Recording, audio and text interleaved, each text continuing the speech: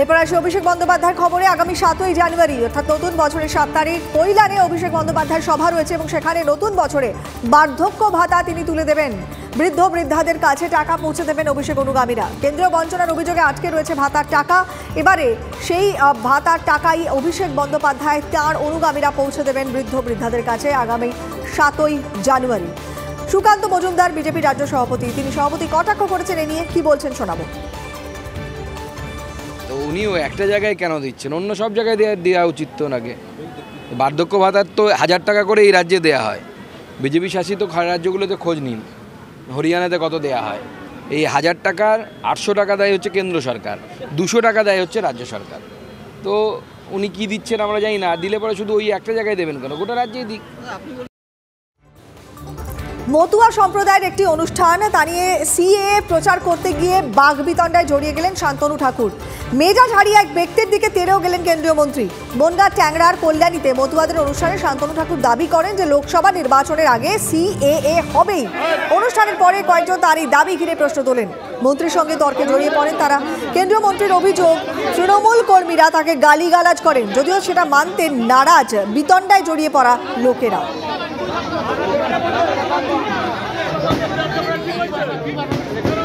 বাইরে গিয়ে লোকজনের সামনে রাজনৈতিক বক্তব্য শুরু করেছে এবং তাই নিয়ে এখানে কিছু লোক বলেছে যে আপনি ঠাকুর বাড়ি থেকে আসছেন, অন্তত রাজনৈতিক বক্তব্যটা রাখবেন না। শান্তনু ঠাকুরকে একটা লোকও কোনো রকম নোংরা ভাষা, আমাদের ট্যাংরা কলোনির এক ব্যক্তিও কোনো নোংরা ভাষায় কিছু বলেনি। 2024-এর আগে নয়, বলছি 2024-এর ইলেকশনের আগে হবে। ইলেকশনের আগে হবেই, এটা গ্যারান্টি।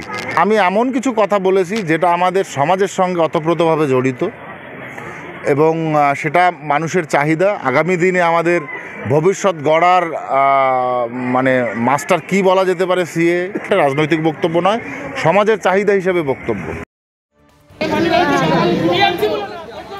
দিলীপ ঘোষ তিনি কি বলছেন শুনুন। সমস্ত নেতা মন্ত্রীদের বিরুদ্ধে ক্ষোভ বিক্ষোভ থাকেই, কথাবার্তা বলে সেটা মেটাবেন। কেন ক্ষোভ, কী ব্যাপারটা আপনারা বলতে পারবেন। ধূপগুড়িতে সবুজ সাথী সাইকেল দেওয়া হচ্ছে, আর সরকারি প্রকল্পের সাইকেল, সেই সাইকেলের নাকি এমনই হাল যে হাতে পাওয়ার পরে চালিয়ে নিয়েও যাওয়া যাচ্ছে না। পার্টসগুলো নাকি খুলে পড়ে যাচ্ছে। ফের দোকানে নিয়ে গিয়ে 105 টাকা খরচ করে সাইকেল ফিটিং করাতে হচ্ছে। মানে সবুজ সাথীর নতুন সাইকেল ফিটিং করতে লক্ষ্মীর ভাণ্ডারের 500 টাকা খরচা যাচ্ছে। ভিতরে বলেই থাকে না, দেখা গেল একটা টিভি নেই, রিং ফিতিয়া নাই, এরকম সমস্যা।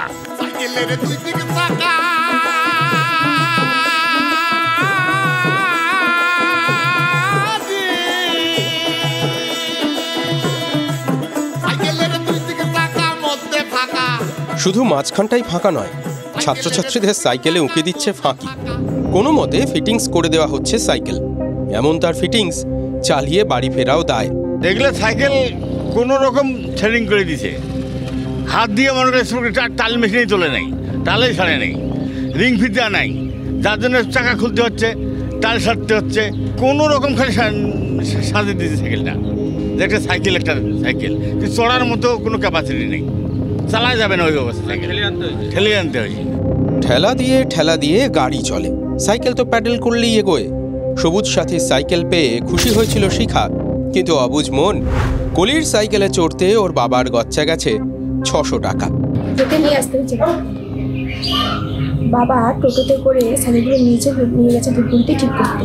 এটা তো আমারও প্রশ্ন যে কেন এই সাইকেলে আমরা বাড়তি টাকা খরচ করব, যেহেতু মুখ্যমন্ত্রীর স্বপ্নের প্রকল্প, গার্জিয়ানগুলো খুশি যে স্কুলে আমার মেয়ে সাইকেল পাচ্ছে, কিন্তু সেই সাইকেল মেয়ে হেঁটে নিয়ে আসছে, হেঁটে নিয়ে আমার ভাগ্নি আর আমার মেয়ে সাইকেল হেঁটে নিয়ে আসার পর আমি টুকটুকিতে করে ধূপগুড়ি শহরে নিয়ে আসি, এখানে সাইকেল ঠিক করতে 600 টাকা চাচ্ছে, সাইকেল ঠিক করছে।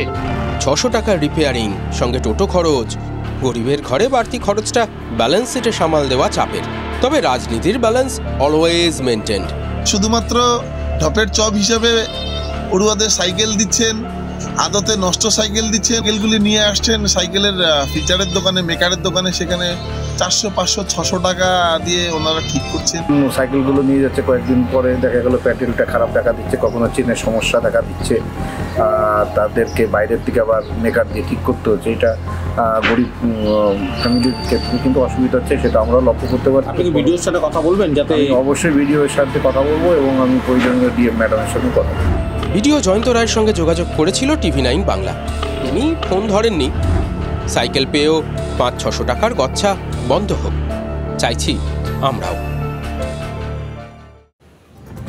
জঙ্গলে পুরসভার শতাধিক সাইকেল ভ্যান। রায়গঞ্জ পুরসভার বিরুদ্ধে দুর্নীতির অভিযোগ তুলছেন বিরোধীরা। অভিযোগ, জনগণের করের টাকা ঘুরপথে নেতাদের পকেটেই ঢুকছে। দেখুন কি পরিস্থিতি।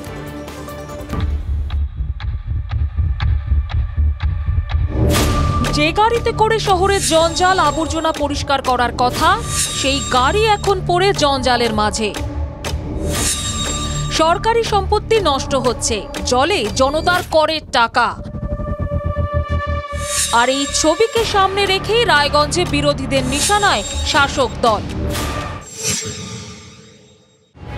রায়গঞ্জ পূর্ব কলেজ পাড়ায় পুরো শিশু ও বিনোদন উদ্যান। সেখানেই পার্কিং এলাকায় দেওয়াল ঘেঁষে ঠিক এভাবেই পড়ে রয়েছে শয়ে শয়ে নোংরা ফেলার ব্যাটেল ট্রাই সাইকেল ভ্যান।